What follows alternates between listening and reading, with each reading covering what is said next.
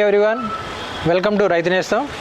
గతంలో ఒంగోలు టౌన్లో అనేక మిద్దె తోటలు మీకు పరిచయం చేయడం జరిగింది. అలానే ఈరోజు కూడా మరొక మిద్దె తోటని మీకు పరిచయం చేయడానికి అరవింద గారి ఇంటికి మనం ఇప్పుడు రావడం జరిగింది. వారితో మాట్లాడి ఆ గార్డెన్ విశేషాలు ఏంటనేవి అడిగి తెలుసుకుందాం. మరెందుకు ఆలస్యం, వచ్చేయండి.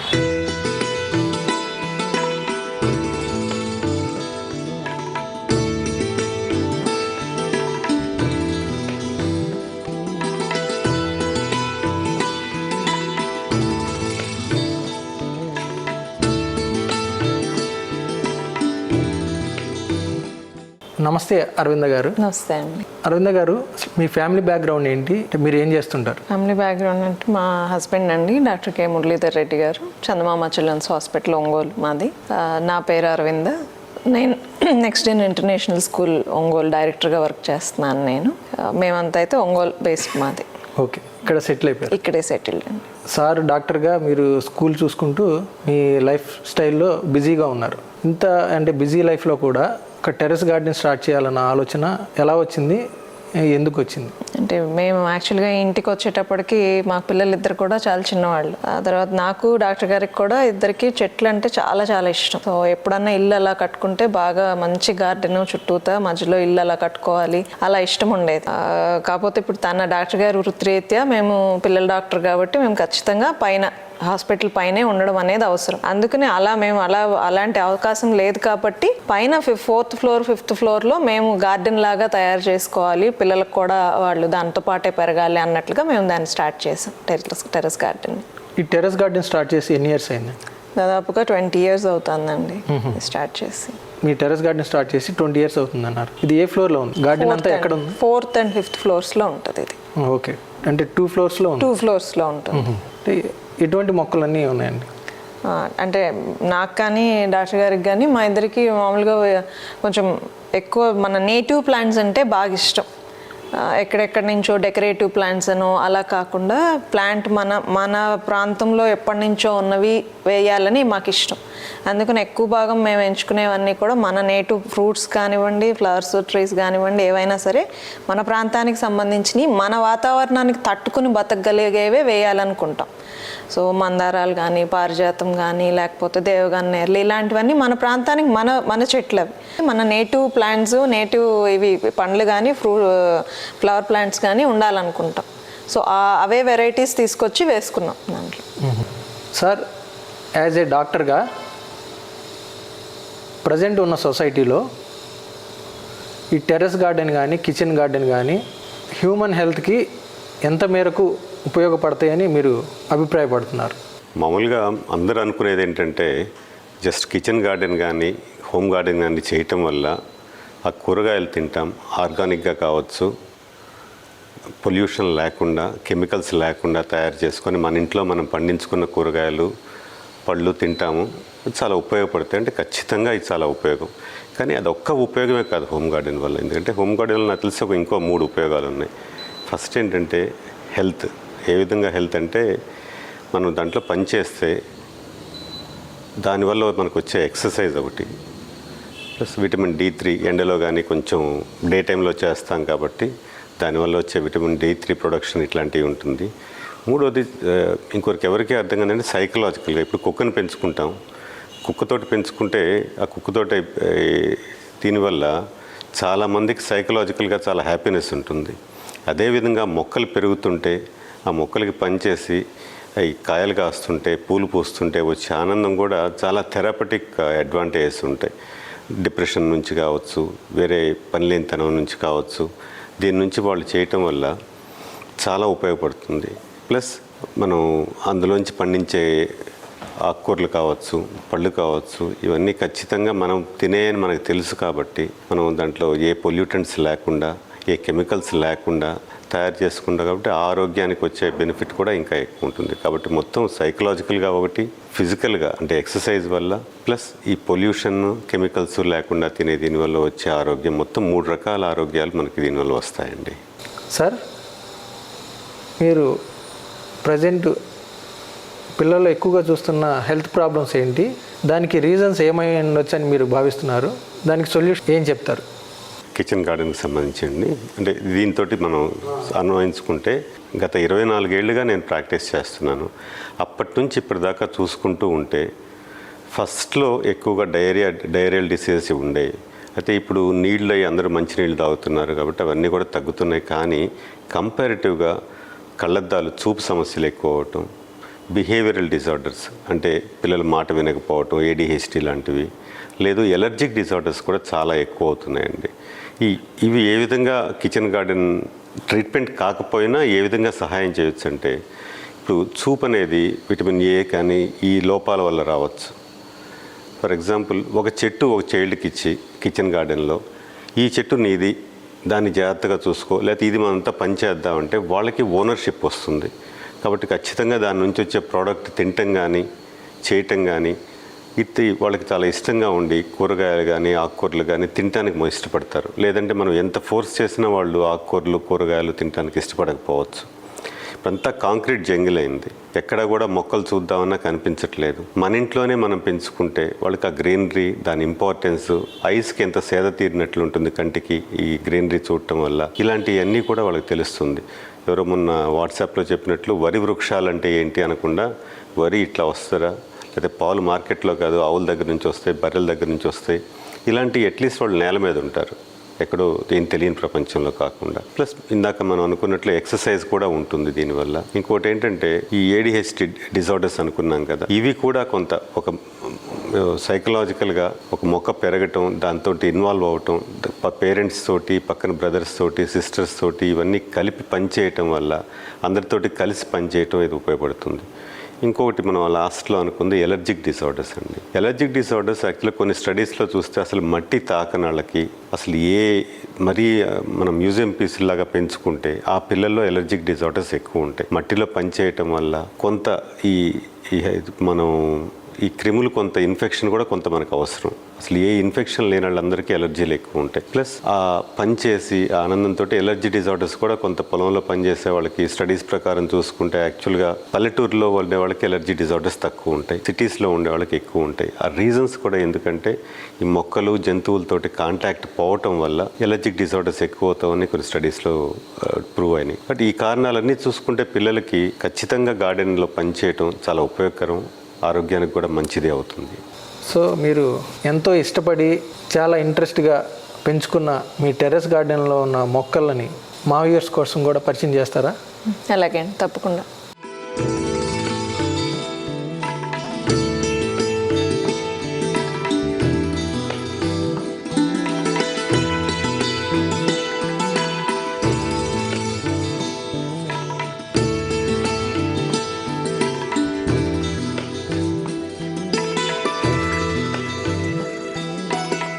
గారు, మీరు అంటే టెర్రస్ గార్డెన్ని 4th, 5th ఫ్లోర్స్లో డెవలప్ చేశారు. అవునండి. ముందు ఏ ఫ్లోర్లో స్టార్ట్ చేశారు? 2 ఒక్కసారి స్టార్ట్ చేసామండి. మేము ఇంటికి రాగానే 2 ఫ్లోర్స్లో ఒకటేసారి స్టార్ట్ చేసాం. మరి మీరు అంటే టెర్రస్ గార్డెన్ అంటున్నారు, ఇక్కడికి వచ్చి చూస్తే నాకు అంటే టెర్రస్ గార్డెన్ ఫీలింగ్ లేదండి. యాక్చువల్గా అంటే కింద గ్రౌండ్ ఫ్లోర్లో అంటే మనం నేలపైన ఉన్నప్పుడు ఎలాంటి ఫీలింగ్ ఉంటుందో సేమ్ అలాంటి అట్మాస్ఫియరే ఉంది. దీనికి అంటే ఎట్లా డిజైన్ చేశారు? అంటే మాకు ఎప్పుడూ చాలా ఇష్టం అండి. నేను ఇందాక చెప్పినట్లు మేము ఖచ్చితంగా హాస్పిటల్ పైన ఉండాలి కాబట్టి మేము ఎలాగూ నేల మీద ఉండే అవకాశం లేదు. సో అందుకని నేల మీద ఉంటే ఎలాంటి వాతావరణం అయితే ఉంటుందో పిల్ల అన్నప్పుడు మేము అలాంటి వాతావరణాన్ని మేము ఉంటున్న దగ్గర క్రియేట్ చేయాలని అనుకున్నాం. సో అందుకని ఇప్పుడు ఇల్లు అనగానే మనకి కొంచెం మట్టి, ముగ్గేసుకోవడం, ఇంటి ముందర ఒక తులసి చెట్టు ఉండటం, ఇలాంటివన్నీ ఉంటాయి కాబట్టి అవన్నీ మేము ఇక్కడికి తీసుకురావాలని ట్రై చేసాం. 4th ఫ్లోర్లో అంటే ఏ ప్లాంట్స్ ఉన్నాయి, అసలు ఎట్లా డిజైన్ చేశారు? 4th ఫ్లోర్లో వచ్చేసి మనకి కొంచెం ఇంటి ఎదురు ప్లేస్ వస్తుందండి, హాల్ ఎదురుగా. అందుకని కొంచెం లాన్ అది వేసుకుని మధ్యలో చిన్న ముగ్గు వేసుకోవడానికి అన్నట్లుగా కొంచెం ప్లేస్ వదిలిపెట్టుకున్నాము. ఎదురు అలాగే తులసి చెట్టు, ఇక ఇక్కడ ఉన్న గన్నేరు, కరివేపాకు, మనకి కొంచెం కిచెన్కి దగ్గరగా ఉండేటట్లుగా కరివేపాకు, మందారాలు, ఈ సంవత్సరం అరటి చెట్టు వేయించాను. మీరు ఇక్కడ చూస్తున్న 2 చెట్లు అయితే మాత్రం ఇవి 2 మా అత్తగారు వేసినవండి. దాదాపుగా ఒక 35 ఏళ్ళు పాత చెట్లు ఉండి ఉంటాయి. ఇవి 35-40 ఏళ్ళ దాకా చెట్లు ఉండి ఉంటాయి, పాత చెట్లు అవి. అలా ఈ ఫ్లోర్లో ఇంతవరకే పెట్టుకున్నాం దీన్ని, ఎక్కువ క్లమ్సీ చేయకుండా. ఓకే, ప్లాంట్స్ వైజ్ ప్లాంట్స్ విషయాన్ని పక్కన పెడితే ఇక్కడ చూస్తే ఒక తులసి కోట ఉంది. 4th ఫ్లోర్లో ఒక పెద్ద తులసి కోటని ఏర్పాటు చేశారు. అలానే నేలపైన ఇంటి ముందు మనం ఒక పల్లెటూరులో ఎలాంటి ముగ్గు వేసి ఎలాంటి వాతావరణం చూస్తామో అలా ముగ్గు వేసి డిజైన్ చేసి ఉంది. మీకు అంత ఇంట్రెస్ట్ ఎలా వచ్చింది? మనం పెరిగిన వాతావరణం అనుకోవచ్చు కదండి. మా పేరెంట్స్ నుంచి నేను వచ్చిన, డాక్టర్ గారి వైపు నుంచి మా మామగారు అలా వ్యవసాయం చేసిన వాళ్ళే, మా నాన్నగారు రైతు కుటుంబం నుంచి వచ్చిన మనిషి. అందుకని ఎప్పుడు అది కూడా కాకుండా మా పిల్లలకి ఎప్పుడు ఆ రూట్స్ పోగొట్టకూడదు. అసలు ముగ్గు అంటే ఏంటిది, అదేదో చక్పిస్తే వేసుకుంటారు ఇలా కాకుండా ఆ పిండి పట్టుకోవడం వేయడం వాళ్ళకంటే నేను చెప్పినట్టు మా పిల్లలు ఇద్దరు చాలా చిన్న పిల్లలు పైకి వచ్చేటప్పటికి వాళ్ళు ఇవన్నీ మిస్ అయిపోకూడదు అనే ఉద్దేశంతో ఇవన్నిటికీ మేము ఆలోచించి చేసుకున్నాం అన్నమాట. మరి ఇక్కడ అంటే ఒక నేలని సృష్టించారు ఇక్కడ. అంతే అండి, నేలని సృష్టించారు. మీరు సృష్టించిన దానివల్ల అంటే ఈ స్లాబ్కి ఇబ్బంది కాకుండా ఎలా ప్లాన్ చేశారు, దీన్ని ఎలా ఏర్పాటు చేశారు? అదైతే చాలా జాగ్రత్త తీసుకున్నామండి. ఎందుకంటే దీని కింద హాస్పిటల్ ఉంటుంది కాబట్టి మనం కొంచెం జాగ్రత్తగా లేకపోతే నీళ్లు లీక్ అయ్యి కిందకి లీకేజ్ లాగా వచ్చే ప్రమాదం ఉంటుంది. అందుకని మేము ఇక్కడ ఎప్పుడైతే ఇలా లాన్ వేయించాలి, మొక్కలు పెట్టుకోవాలి అని అనుకున్నామో దీనికి డబుల్ స్లాబ్ వేయించాం. డౌన్ స్లాబ్ చేయించి డబుల్ స్లాబ్ వేయించాం. అంటే స్లాబ్ మీద స్లాబ్ వేయించాం. దీన్ని వేసిన తర్వాత ఆ రెండో స్లాబ్ని బాగా స్లాంట్గా వేయించి దాంట్లో కొంచెం గ్రూ లాగా చేసి డ్రైనేజ్ పైప్స్ అన్నీ పోయేటట్లుగా పెట్టించిన తర్వాత గులకరాయి, దానిపైన ఇసుక, దాని మీద మట్టి అలా నింపి దాన్ని మొత్తం మనం మొక్కలు వేసుకోవడానికి అనువుగా దాన్ని మార్చామన్నమాట. ఇప్పుడు దాదాపుగా ఇది మేము స్టార్ట్ చేసి 20 ఏళ్ళు పైన అయిపోయిందండి. ఇప్పటి వరకు దీని నుంచి అయితే మాత్రం ఎక్కడ ఎటువంటి కంప్లైంట్ లేదు. ఒక క్రాక్ కొట్టడం కానీ కిందకి లీక్ రావడం కానీ అసలు ఇంతవరకు అయితే మాత్రం ఆ కంప్లైంట్ అయితే రాలేదు. ఇలాంటి లాన్ ఇక్కడేనా 5th ఫ్లోర్లో కూడా ఉంది? 5th ఫ్లోర్లో కూడా ఉంటుంది. ఓకే, 2 ఫ్లోర్స్లో ఏర్పాటు చేసుకున్నాం, వేయించాం.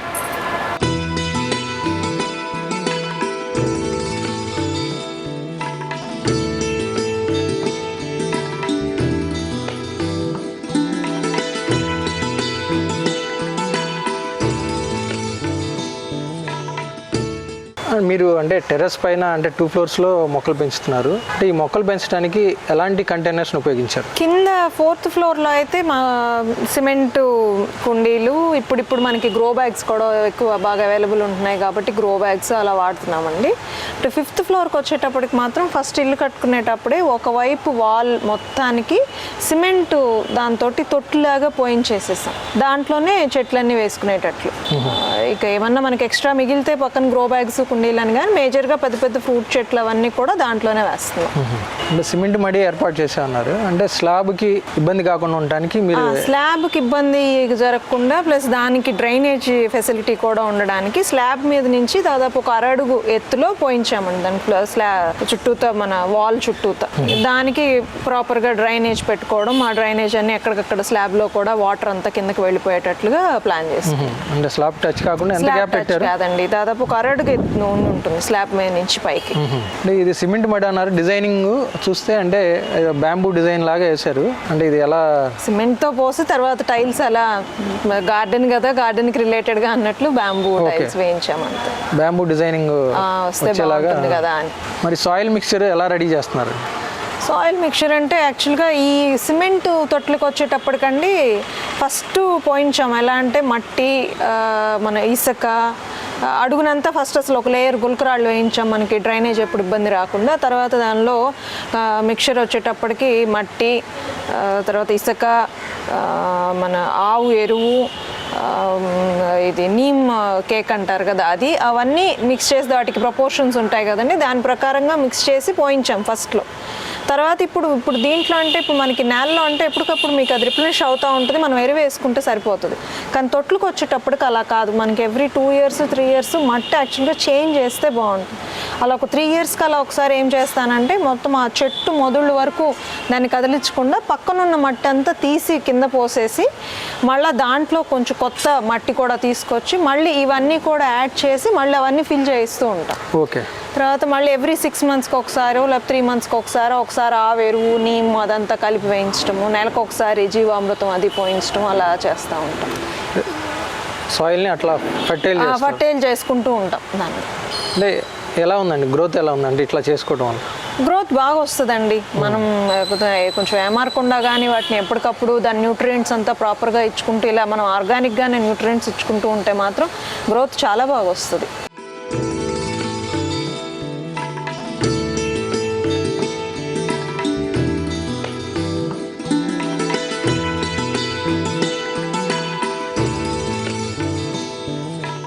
మీ టెర్రస్ గార్డెన్లో కనుక చూస్తే డామినేటింగ్గా ఫ్రూట్ వెరైటీస్ కనిపిస్తున్నాయి.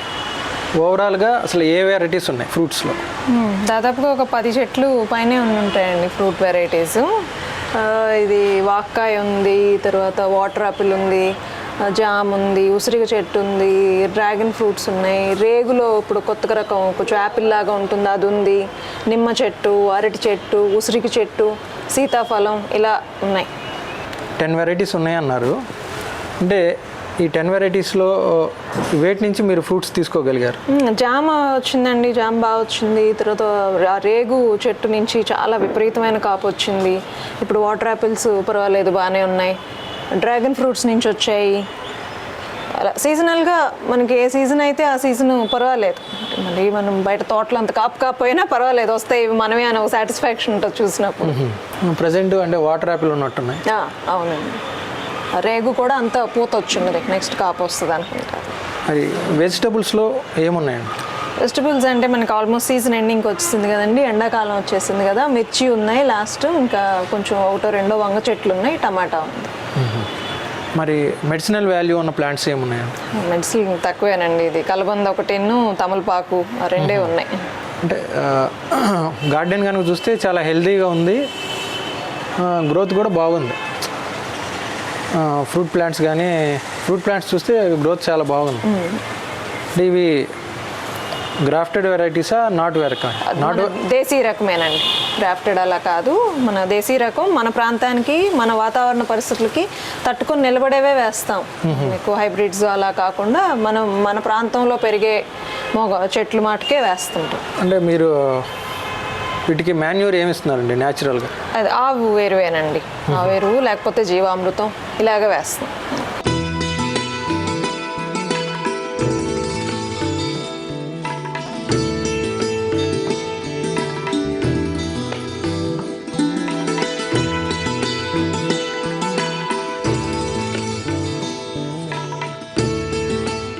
ఈ 5th ఫ్లోర్లో కూడా ఒక లాన్ ఉంది. అలానే ఇక్కడ సన్నజాజి పందిరితోటి ఒక స్ట్రక్చర్ని అరేంజ్ చేశారు. ఇది ఎలా డిజైన్ చేశారండి? అంటే మనకి మా పల్లెటూరులో అలా ఇళ్లల్లో సన్నజాజి పందిర్లు ఉంటాయి కదా, అలా వేయించాలని అనుకున్నాము. అది ఈ చెట్టు కూడా దాదాపు 20 ఏళ్ళ నుంచి ఉన్నది, చెట్టు కూడా మార్చింది ఏమీ లేదు. సో అందుకని మనం సిమెంట్ అలా పోల్స్ లాగా చేయించి దాంతో అలా టెక్స్చర్ పెయింట్ లాగా వేసి పైన ఏమో ఐరన్ గర్డర్స్ తోటి పందిరి వేయించేసాం. సో ఎంత బరువు అయినా మనకి ఇబ్బంది లేకుండా ఉండేటట్లు. ఓకే, ఇప్పుడు ఇక్కడ లాన్లో చూసే గ్రాస్ అంటే ఎన్ని ఇయర్స్ అయిందండి? ఇక 20 ఏళ్ళ నుంచి ఇదే గ్రాస్. మేము దీన్ని ఏం మార్చింది లేదు, ఎప్పటికప్పుడు దాన్ని లెవెల్ చేసుకుని ఏదైనా అప్పుడప్పుడు కొంచెం మెన్యూర్ వేసుకోవడమే తప్పించి దీన్ని అయితే అసలు ఇంతవరకు ఆ మట్టి కానీ తీసింది లేదు, ఆ లాన్ని కదిలించింది లేదు. ఈ లాన్లో వేసిన గ్రాస్ ఎన్ని ఇయర్స్ అయిందండి? దాదాపు 20 ఏళ్ళు అయిందండి ఇది వేసి.